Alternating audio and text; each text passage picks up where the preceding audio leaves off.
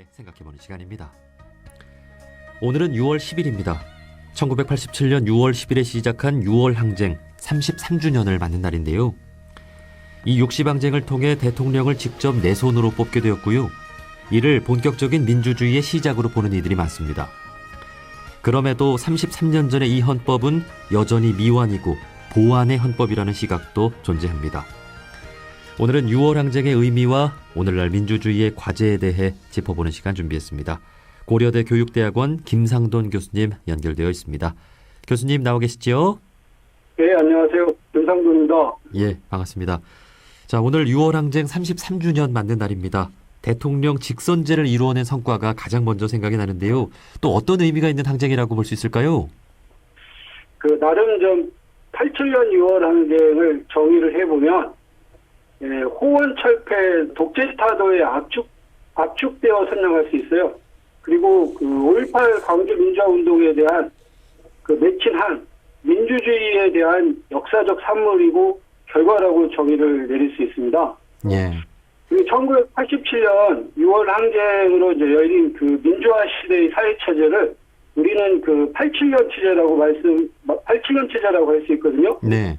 87년 체제가 우리 헌정사에 남긴 기념비적 의미는 결코 퇴색할 수 없고 여전히 현재 진행 중이다. 군부 독재의 장기 집권을 저지해야겠다라는 시대 정신에 따라 국민의 힘으로 대통령 직선제를 쟁취한 것이 우리 민주주의의 빛나는 금자탑이라고 할 수 있습니다. 5년 대통령 단임제와 소선거구제 그리고 대통령의 국회 해산권 폐지, 국정감사, 지방자치제 도입 등 이 절차적 민주주의 구현에 필요한 기본적 여건을 갖추었던 것이었거든요. 네. 이뿐만 아니라 이 경제와 사회 영역에서도 의미 있는 주춧돌을 놓았다. 예컨대 경제균형 발전과 소득 적정 분배와 함께 경제민주화라는 개념이 1987년부터 명문화되었죠. 또한 이제 언론 자유, 그리고 이제 최저임금제, 구속 적부심, 그리고 헌법재판소 설치 등이 제도적 장치가 마련되었던 것이 6월 항쟁의 결과였고 이것이 87년 체제의 특징입니다. 예. 그런데 87년 체제는 장기 집권을 막는 데 치중한 이 정치적 타협의 산물이어서 태백적 한계가 좀 있죠. 절차적 민주주의에는 성공했지만 내용적 민주주의는 충분치 못했다는 게 일반적인 의견입니다. 예. 자, 지금 교수님 말씀해 주신 대로 87년 체제, 그러니까 대통령 직선제를 포함한 개정한 헌법을 지금까지도 우리가 이어오고 있고 우리가 지금 살고 있는 그런 체제인데요. 그래서 내용적인 보완이 필요하다라는 측면은 잠시 후에 이야기를 나눠보도록 하고요. 아마 지난 2017년 개봉한 영화 1987을 통해 많이들 알고 계실 것 같습니다. 서울대생 박종철 군 고문치사 사건이 도화선이 된 것으로 나오죠. 이 6월 항쟁의 배경에 대해서 한번 좀 짚어볼까요? 6월 항쟁을 되돌아보면 일반적으로 이렇게 말을 합니다. 웅장한 대서사지, 그리고 교향곡을 듣는 것과 같다. 그러니까 이제 호원철폐 독재타도 이런 것이 이제 파노라마처럼 이제 펼쳐지는 한 폭의 그림과도 같다라고 할 수 있습니다. 사실 독재 정권의 속성상 박종철 열사의 고문 사망은 책상을 탁 치니 억하고 사망한 억울한 죽음 또는 그냥 의문사로 끝날 수 있었습니다.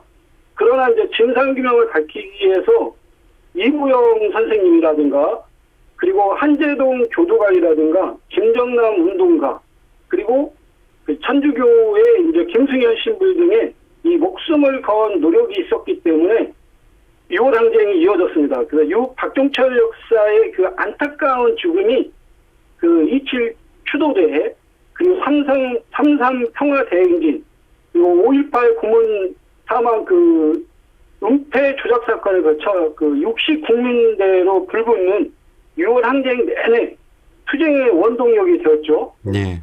여기에 이제 박종철 열사의 체류탄에 의해 이제 중태에 빠졌던 것도 매우 중요한 사건으로 작동되었고요.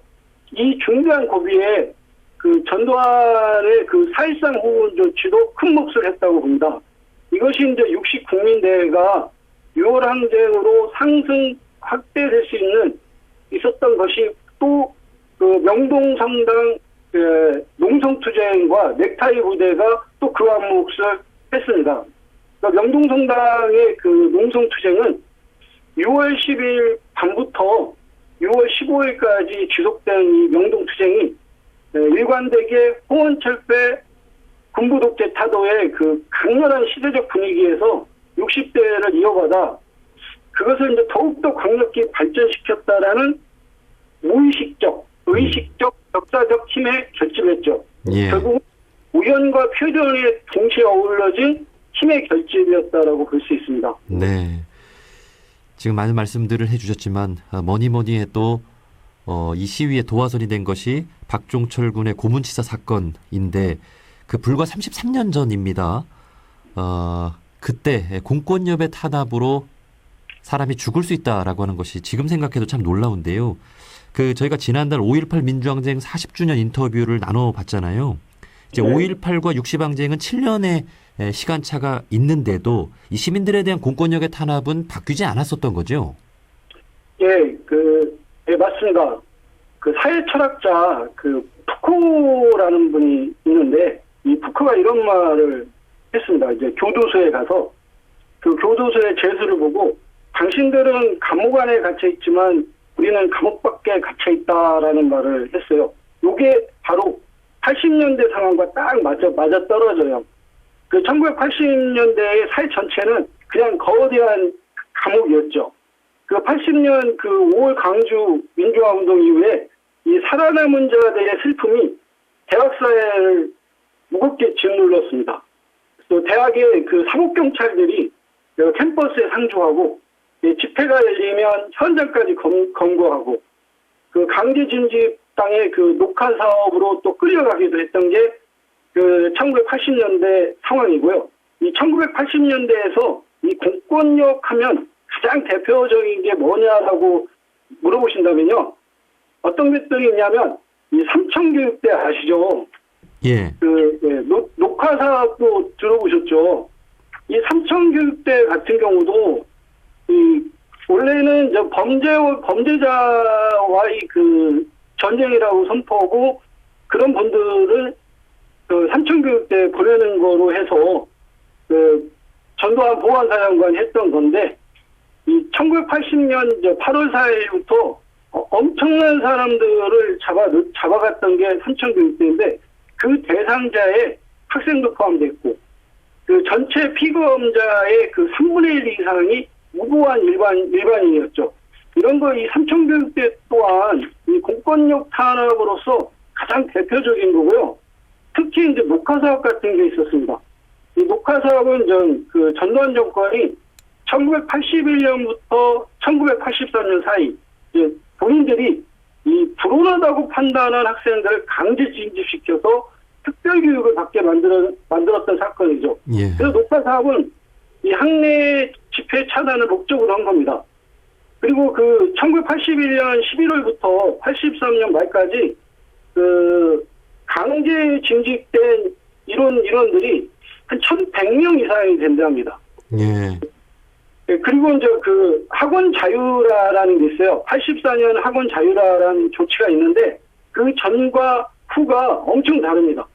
그 학원 자유라 조치 전인 이 5.17 이후부터 84년 6월까지 이 학원 사태로 제적당한 학생이 전국 65개 대학 총 1,363명이 되고요. 1983년은 특히 1984년에는 방학과 쉬는 날에 빼면 거의 매일 그 집회가 계속 이루어졌다라고 하는 해가 또 1983년 해입니다. 예. 우리 헌법에 내 나라의 주인은 나다. 우리 모든 국민이다. 라고 나와 있는데 감시받고 또 교육 당하고 폭력을 당하고 왜 우리가 그런 시대에 살아야 하나. 이 독재의 무서움을 뚫고 이루어낸 민주주의의 소중함을 다시 느끼게 되는데요. 그 저희 프로그램이 그 종교 관련 또 프로그램인 만큼 그 당시 종교인들의 역할도 좀 들어보고 싶거든요. 이 박종철 군의 고문치사 사건이 드러난 것이 그 천주교 정의구현사재단의 발표에 의해서인데 그 당시 종교계의 역할은 좀 어떻게 좀 뽑을 수 있을까요? 그 6월 항쟁 때 종교계 역할은 매우 지대였습니다. 뭐 성당, 뭐 교회, 뭐 사찰 이런데 박종철 열사 추모 집회와 그리고 이제 민주헌법 쟁취 전국 동시다발 집회의 개최를 알리는 타정도 했고요. 집회 시 농성의 거점 역할을 했던 것도 성당이었고 교회였죠. 그 천주교 개신계는 그 민주화는 우리의 십자가라고 외쳤고 불교계는 민주화는 그 종토의 구현이라고 외쳤습니다. 그러니까 수녀, 신부, 목사, 스님이 한데 어울려 거리 시위와 농성을 나서기도 한 것은 분명한 사실이었고요. 예. 그중에서 저는 절대로 빼놓을 수 없는 분이 문익환 목사님이라고 생각합니다. 네. 문익환 목사님은 여러분들도 잘 알다시피 그 배우 출신 그 정치인 문성근 배우의 아버지님 되십니다. 네. 네, 문익환 목사는 그 1976년 그 59세에 그 처음 구속됐는데 1994년 그 77세로 사망될 때까지 생애 마지막 17년 중에 11년 반을 교도소에서 사셨죠. 또 문익환 목사님은 그 7월 8일 날 그 87년 7월 8일을 얘기합니다. 진주교도소에서 출소를 했어요. 그리고 바로 이한열 열사의 분향소로 찾아가서 그 이한열 열사의 장례식에 참석하여서 소위 그 20여 명의 열사의 이름을 묵놓아 불렀었죠. 이게 또 그 87년 6월 항쟁의 가장 중요한 그 가슴 아픈 장면 중에 하나라고 생각됩니다. 네, 네. 특별히 문익환 목사님의 역할을 또 조명을 해주셨고요. 당시 종교계의 역할이 지대했다라는 말씀, 오늘날에도 우리 종교계가 그렇게 노력을 해나가고 있나 돌아보는 또 좋은 계기가 될 것 같습니다. 네. 자, 결국 이 60항쟁이라는 것은 5.18을 경험한 민중들과 또 종교계 그리고 각계각층의 단합이 있었기에 성공했다 이렇게 볼 수 있겠군요. 네, 그 877년 6월 항쟁을 떠올리면 그 눈을 뜰 수 없을 정도로 그 막 거리마다 그랬어요. 지독하게 따갑고 맵고 쓰라린 막 트르탄 같은 게 아마 우리 뇌의 머리에 떠나질 않을 거예요. 그 시대를 살았다면. 그리고 이제 또 그보다는 그 6월 항쟁 그 당시에 그 지금보다도 되게 따뜻했었죠. 거기에 이제 이런 게 있었어요. 썸머타임제라고. 썸머타임제 시행했던 거 아마 이제 87년 이후에는 아마 그때가 처음이었을 거예요. 그 하루가 좀 더 길었었어요. 그래서 6월 항쟁은 이 긴 그 썸머타임 요 시행으로 퇴근길 직장인들이 시위 참여도 했고 또 주부도 9시 전등불 끄고 땡전 뉴스라고 또 유명했었잖아요. 예. 9시 하면 그 땡전 뉴스 안 보기도 하고 안 보기로 유명했죠. 또 길 가던 행인들은 또 잠시 고개로 묵념하기도 하고 또 운전기사들은 경적을 울리기도 하고 요게 6월 10일 같은 경우 모두 하나가 됐었던 그 날이었어요. 여기에 이제 그 따뜻한 햇살과 길어진 낮 시간에 함께 참여해 준 게 6월 12일인데 그 6월 항쟁은 이렇게 이제 학생들뿐만 아니라 택시기사, 시장, 상인, 넥타이를 맨 직장인들도 함께 참여를 했죠. 그리고 그분들이 6월 6.29 선언 발표할 때까지 20일 동안 목숨을 걸고 싸워서 이루어낸 국민의 위대한 승리가 6.29 선언이라고 할 수 있고 6월 항쟁이라고 말씀드릴 수 있습니다. 네. 자, 이 6월 항쟁을 통해 6.29 선언이 발표가 됩니다. 이를 통해 16년 만에 대통령을 내 손으로 뽑는 대통령 직선제가 시행이 되는데요. 대통령 직선제가 중요한 이유는 무엇일까요? 그러니까 우리가 지금 대통령 직선제를 하고 있기 때문에 그걸 잘 못 느끼는데 그 당시에는 상당히 목말랐었던 거죠. 1971년 이제 유신 이후에 단 한 번도 대통령을 직접 뽑아본 적이 없었기 때문에 그리고 의뢰 체육관 대통령이 대통령이 되는 건 줄 알았던 우리들이었거든요. 그런데 전 1987년 10월 27일 제9차 개헌안에 대통령을 내 손으로 뽑을 수 있다라는 것이 이제 들어갔잖아요. 그래서 대통령을 내 손으로 뽑아야 한다는 이 국민적 열망을 반영한 이 하나의 이제 새로운 이제 권리정전을 만든 거죠. 그리고 이 헌정사상 지금까지는 그 이승만 정부든 박정희 정권이든 그들이 만들어냈어요. 그냥 그런데 이제 이거는 그 국민들의 열망과 함께 그리고 헌정사상 초의 여야의 합의로 만들어낸 그 감격과 자긍심이 묻어나는 그 결과물이라고 볼 수 있습니다. 6월 민주항쟁의 찬란한 결과물이 바로 그 직선제고 그리고 87년 체제라고 볼 수 있죠. 예, 예. 자, 그렇게 어렵게 쟁취해낸 대통령 직선제인데 참으로 아이러니한 것이 그 당시에 민주화 운동의 거목이었던 뭐 김영삼 전 대통령 또 김대중 전 대통령이 아니라 그 전두환 대통령의 그 후예라고 할 수 있는 노태우 대통령이 당선이 된단 말이죠. 이건 좀 어떻게 봐야 됩니까? 이거는 그 당시에 그 민주 진영에 그 있어서는 안 되는 가장 그 슬픈 역사라고 볼 수 있어요. 단적인 예로 노태우의 득표율은 그 36.6%, 800만 표를 받았다면 그 김영삼 김대중 각각 600만 표를 받았어요. 1,200만 표가 민주진영에게 표를 준 건데, 네. 요거를 노태우에게 넘겼죠. 이게 이제 대통령을 그 체육관에서 간선제로 뽑던 5공의 권력구조를 우리가 바뀌게 했는데, 다시 이제 그 양김식 분열로 노태우에게 제공을 했죠. 그래서 이 양김 세력의 이 분열이 이 당시에는 우리 모든 국민들에게 엄청난 충격을 주었고 왜 우리가 6월 항쟁을 했는가에 대한 분노까지도 있었고 요게 또 88년도에 그 총선이 있었어요. 13대 총선이. 네. 그때 봤을 때 그 지역 분할 체제로 해서 호남권과 충청권과 뭐 경상권 또 혹은 수도권이 밀갈래로 딱 나눠진 지역 분할 구도 체제를 만든 게 그 양김 씨의 분열이라고 말씀드릴 수 있고요. 이거를 또 이면을 보면 7월 9일쯤에 그 김대중 대통령이 사면 복권이 됐단 말이에요. 이 사면 복권도 어떻게 보면 군부 세력들의 하나의 그 계략이 아니었는가라는 생각도 듭니다. 네. 그렇군요. 예. 자, 그리고 이제 앞서 교수님 말씀해 주신 대로 그 87 체제라고 말씀해 주신 당시에 개정된 헌법이 지금까지 33년째 이어져 오고 있는 거잖아요. 그 시간이 흐르면서 이 헌법 개정에 대한 목소리도 높은 상황인데요. 그 여러 개정안들이 제안이 되고 있는데 그 주요 내용을 좀 몇 가지만 소개해 주시겠습니까? 가장 중요한 거는 이제 5년 단임 대통령제겠죠.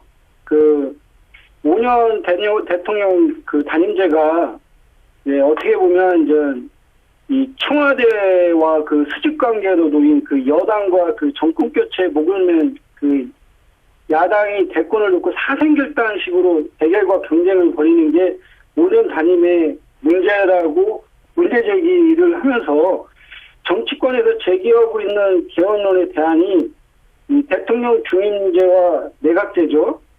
특히 이 내각제가 이 제도적으로 가진 장점도 있어요. 그럼에도 불구하고 비례대표제를 도입하여 이제 현행 선거제도가 국민의 대표성을 과도하게 훼손될 수 있는 위험이 있는 게 내각 책임제일 겁니다. 그래서 이제 민주공화정을 효과적으로 실현될 수 있느냐는 의문의 여지가 있고, 이 내각제나 이제 이를 병행한 그 이원 집정제도 민주적 정치개혁의 대안으로서도 맞느냐, 요거를 좀 따져볼 필요가 있어요. 근데 제가 볼 때는 우선적으로 필요한 것은 이 선거제도나 정당제도의 개혁이 그 전제 조건이 돼야지 않는가. 그리고 이제 정당의 민주화와 대표성을 갖춘 분들이 국회에 들어가야 하는 것도 이루어진 다음에 이제 뭐 내각 책임제를 하든 뭐 임원 집정제를 하든 해야 하는데 그런 환경이 전혀 고려되지 않은 상태에서 대통령 중임제를 혹은 또 5년 단임제를 폐기시키겠다는 건 좀 문제가 될 수 있고요. 또 다른 예로는 이제 87년 체제가 이제 또 다른 체제로 바꿔야 한다는 거에는 통일 한국 같은 경우도 대비를 좀 해놓는다.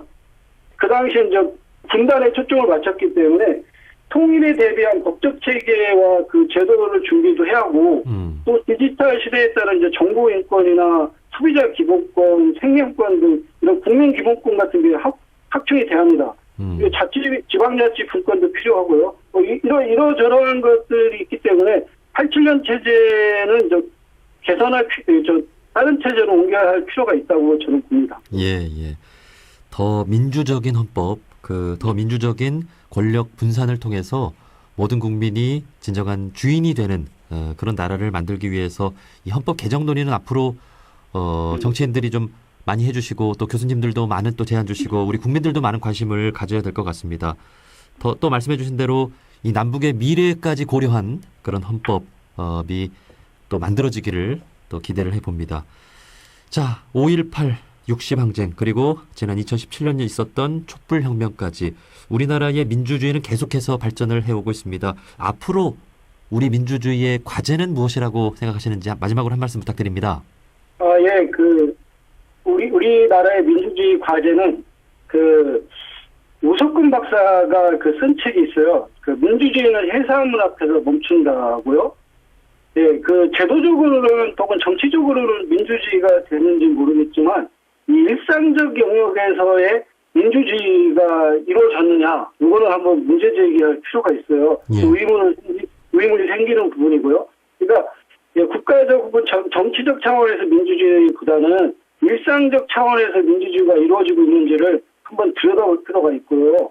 그리고 지금 또 서울시에서 민주주의위원회라는 것을 하고 있어요. 협치와 수기민주주의 바탕으로 하는 이 서울시 민주주의위원회를 좀 모든 국민들이 한번 이렇게 어떻게 하는지 한번 지켜보고 이것이 하나의 모델이 된다 그러면 서울시뿐만이 아니라 우리 모든 행정구역에서도 이런 협치 또는 수기 형태의 민주주의를 도입할 필요가 있다. 이런 것이 이제 제도화가 되어야 진짜 정말로 민주주의지 그냥 대통령 한 분을 뽑는다 그래서 민주주의는 아니다. 그리고 또 이런 말도 있습니다. 민주주의를 수호하지 않는 민주주의도 있다. 민주주의를 수호하지 않는 민주주의 세력들이 민주주의를 하면 안 되잖아요.